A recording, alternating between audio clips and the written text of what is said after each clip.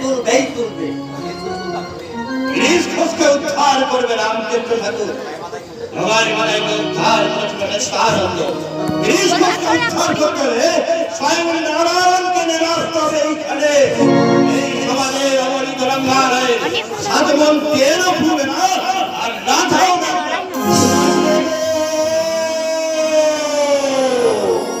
না দিবে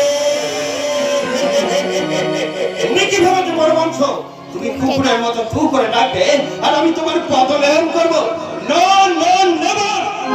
গিরিশ ঘোষ নাটক করে নরকে যাবে, তবু তোমাকে তার দরকার নাই।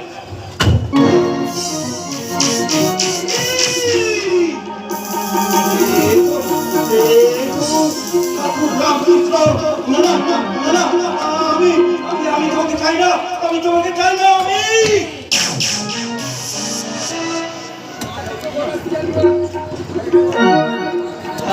তুমি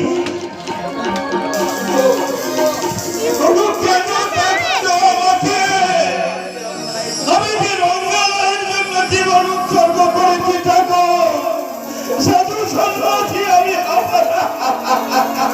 আমি সাধু সন্ন্যাসী হব না। আমি পড়াই, আমি পড়াই।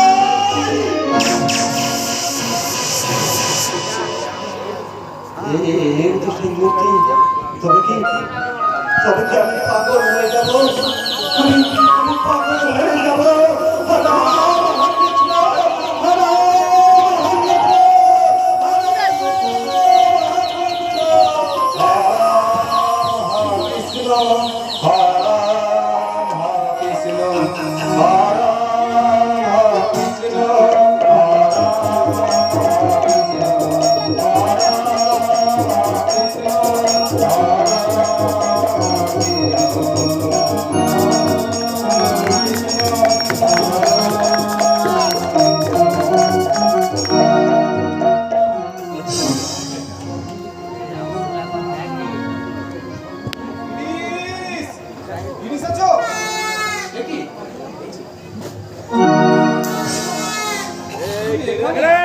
মাটিতে পড়ে আজ বুঝি খুব বেশি মদ খেয়েছো।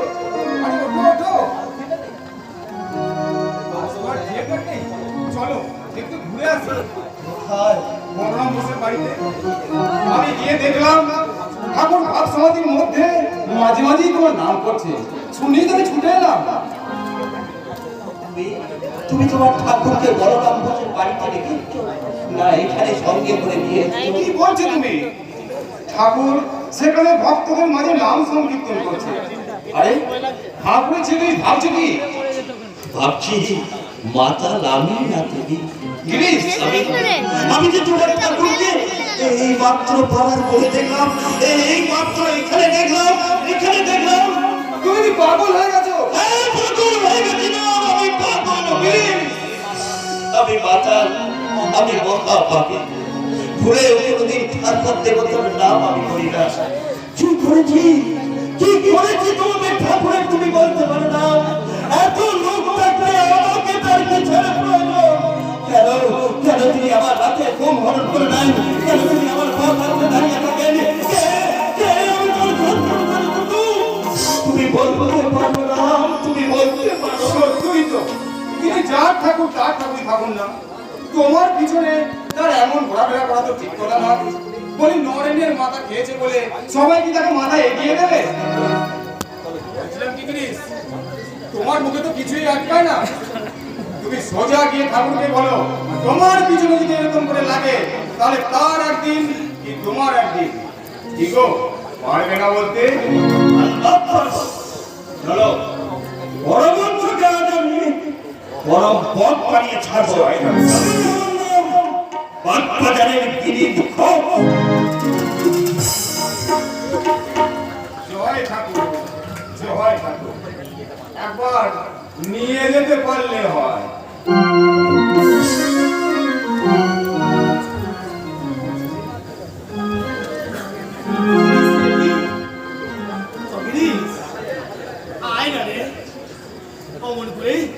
অমন করে পিছিয়ে যাচ্ছিস কেন? দূর তার দিকে সে মেয়ে খুশি করে দিয়ে বর্তমানে শরীরে ওই দিনে এক রাতে দাঁড়িয়ে আছো। তোমার কি মাথা খারাপ হয়েছে? সত্যি সত্যি মাথাটা খারাপ হলো নাকি রে? তাহলে তো আর মার সেবা টেবা করতে পারবো নি। ওই দু আয় ইঁদু, তুমি সাগর পার হয়ে এসে এই পচা খালে ডুবে মরেছো। তাই নাকি রে? কতদিন তুমি নয় নয় করে কেঁদে বুক বাঁচিছো। তোমার তাড়নায় সে ঘর সংসার ছেড়ে চলে এসেছে। 30 দোষে যেন তুমি পাগল হয়ে উঠেছো। ওটা নয় মানুষের মতো মানুষ, কিন্তু এটা কি? তোমার রাখাল যে বললো, রাখাল যে দাদা বলেছে, তোমার কি রাগ হচ্ছে না? হচ্ছি গো, হচ্ছি, কিন্তু রাতটা ঠিক চলছে রে গো। এরপর তোমার দুর্গা বসিয়ে দেবে। বলিস কি রে? গিরি সবাই মারবে নাকি রে? আর মারা তো দূরের কথা, মাথায় তো বেশি ঠাট্টা নয়, সে তোমায় খুনও করবে। বলিস কি? তাহলে কি হবে রে? চলো মামা, এখান থেকে সরে পড়ি। বাগবাজারে শুধু রসগোল্লাই পাবো, আর কিচ্ছু কি নয় মামা, কিচ্ছু কি নয়। তুই একটু এগিয়ে দেখ, গিরিশ আসছে নাকি? ও বাবা, তবে কিছুই বলবে না, এত কিছু পাওয়া ভালো, সেই আমার গিরি। তোমার কি মান সম্মান করে কিছু নেই? গিরিশের পায়টা কত রে? কেন তুমি যাবে নাকি? একবার পায়ে গেলে হতো। এই যে কথা দেখছি মামা, তোমার মধ্যে এর একটিও আমি দেখিনি। সে তোমাকে বোঝে না, আর তুমিও তাকে ভালোবাসতে ছাড়বে না। বাবু তিনি আসছেন। উনি তাকে নাট্যচাটক গিরিশচন্দ্র ঘোষ। দাঁড়িয়ে দে, ওই দেখা হবে না। সেই ভালো। আরে লোকটা চলতে এইদিকে আসছে। আপনাকে সে গালাগালি করবে, সে আমি সহ্য করতে পারবো না। কেন গো, কেন? গাড়িতে কি হয়? তোমার কিচ্ছু হবে না।